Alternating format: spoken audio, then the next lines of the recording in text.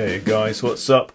Just got a quick game to share with you. It won't take too much of your time. 16 moves, and it's absolutely murderous. And it is against...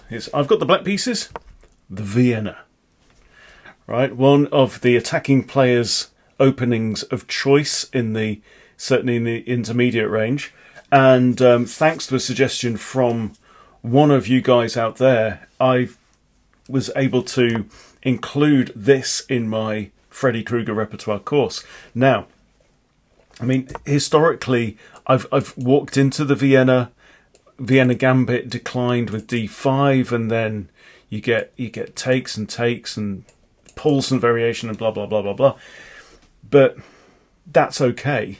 But it's still very tricky to play against.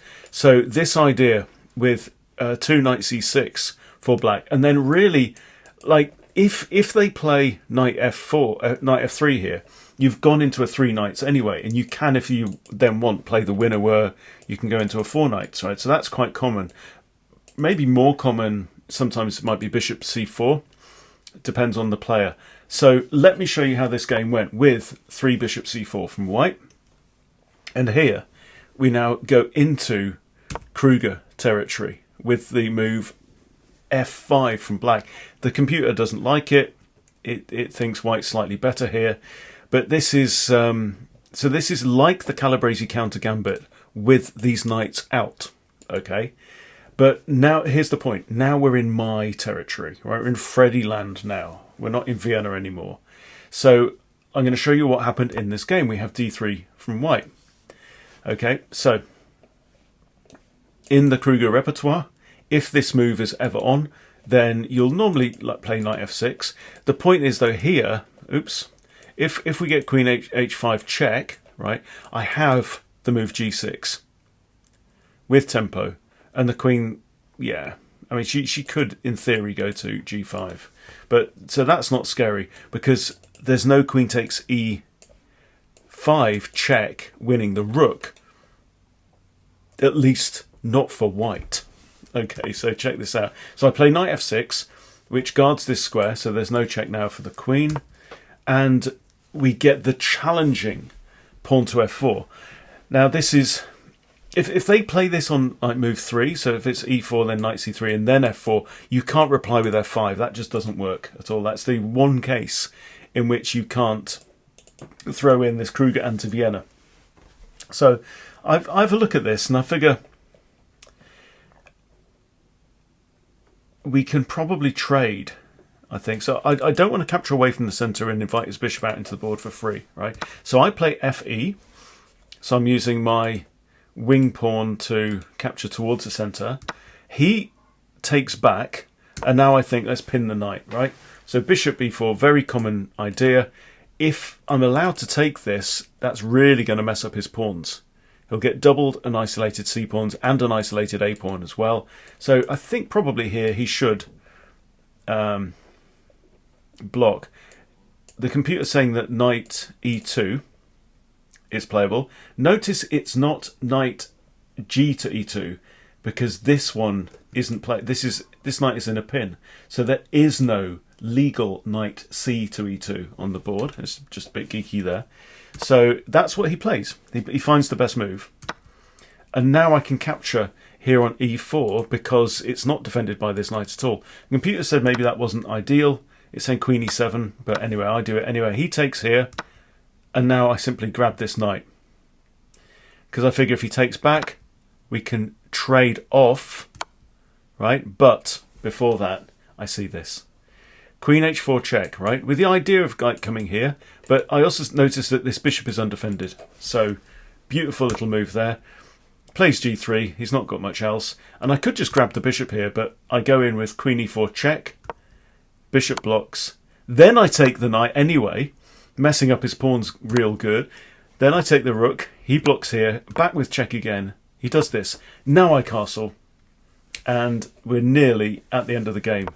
So we have bishop f4 from white. I now grab on e5 because I figure if you want to get rid of your bishop, and I'll keep the pin, no problem. And that's exactly what we get, and he just resigns with 8 minutes still on his clock, right? How do you like that? if you want a slice of that. So then I thought, well, let's check it out on the Chess Opening Explorer on chess.com. See how many games I've had in these lines. Okay, so it's... Now, most of the time here you can see I've played knight f6, but I'm winning 46% there. Okay, knight c6 I've played 85 times with a 52% win rate. Okay, and now look, we see knight f3 is the most common continuation. That takes you into the 3 knights, and then we can play the winner were, if we go like this, winner were with f5, and I've got 48 to 49. The winner were really is not the strongest tool, not the sharpest tool in the Freddy Krueger box at all, but anyway, so I was concerned with bishop c4, and after bishop c4 and f5 I've got a 59% win rate. 44 games here. Okay, f5, just strike out. So I'll have been playing this relatively instinctually in recent times, and here look, you got knight f3. Knight f3 is just not good now, right? And ef as well. So I'm winning 62% of the time, 68%, relatively low number of games, but that's it. So then I pulled up all the games from this position, and recently, you know, I've won now, well, 8 of the last 10 games, something like that. 8 of the last 7 of the last 9, whatever. Right? So yeah, I thought that was interesting, but I do love this idea of taking somebody straight out of their familiar preparation and straight into mine. So yeah, if you like the sound of that, check out the Freddy Krueger repertoire, $59, with over 4 hours of videos and lots of studies. So if I pull up studies Krueger, right, there's a lot. Okay, Krueger Anti-Vienna. So we've got a Lichess study here that shows you all the lines that you need, all the most common moves. There we go. And so knight f3 being the most common, we go into the winner where that's covered elsewhere. And bishop c4, yeah. And basically all of these lines, you know, f5 is just really strong. So what have we got this set to? It's 1400 up to 2000 here on Lichess, okay? So with these moves like that, bishop out here, you scroll down, right? Average 44% win rate here for black, okay? But you scroll down, look at f5. This is 48%. This is best by test, even up to 2000 level on Lichess, okay? If I take off 1800 and 2000, so, you know, this is more kind of medium of the intermediate level, do this, down to f5, 47%, yeah? Still working pretty well. So f5, and now I know the ideas, I know the rules. My opponent just is out of his Vienna comfort zone completely. So there you go, and you can test all of this. I'll show you how it works, right? So in we go for the setup, go in preview mode. Okay, we'll go to this one. Right, so the octopus is going to teach me. Black's best move in practice just happens to be f5. Krueger rules apply. So it's teaching me, this is right at the end of the course, this one. So the idea, queen h5 check is on, so we always play knight f6. Probably lining up a bishop g5 pin, but we have time to play our standard move, which is pawn to d5, right? It's defended by queen and knight. He moves away. Now we can recapture, but our pawn on d5 could be under pressure if they get in this, pinning our knight, okay? So what we're going to do, I think we'll pin their knight. Yeah, that's the move. Okay, and now we can recapture here. Yeah, black is slightly better, wins 51%. So, you know, it's not taking you down deep into middle game ideas and whatever. It's saying, look, we're going to get you into a solid position where black is better. And the other point is, we're not professional bloody chess players, are we? So, you know, we're not going to remember 20 moves of theory. The idea is to get you to a place where you've got a really good fighting chance against pretty much anything that white throws at you. Right? Now, there's no perfect system out there, and there are some lines. You know, if your opponent does very, very well and just happens to play like, pawn to d4 against the Russo, you're going to have a harder game. You can get yourself into a worse position.